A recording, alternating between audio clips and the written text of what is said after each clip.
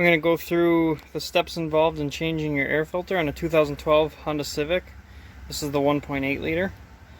I'm going to be putting the K&N in there because it gives you 5,000 horsepower. But actually, I like it because you just clean it once a year, re-oil it, and it pretty much pays for itself over time. Okay, there's 3 clips. There's one on the right hand side here, and then 2 back here.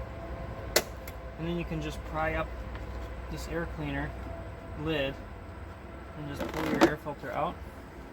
This one's not actually too bad, but it's paper, and once they get filled with crap, they're garbage. So I'm going with the K&N. Some people don't like them because they say they let a lot of dirt and crap into the engine.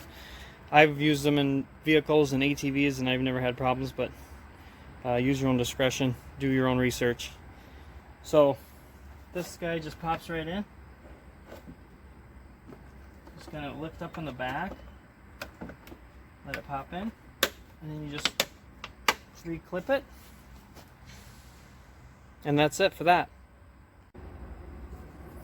This comes with this sticker here that just tells if you take it to an oil change place and they try to screw you and tell you your air filter is dirty, this tells them not to throw this away, and this is reusable, so it's always a good idea to pop this sticker on here. Plus that probably adds 5 horsepower. You don't get all your horsepower until you add the sticker. So I always like to put it on the window. That way everybody knows that I'm cool. Just pop that on there. And that's it.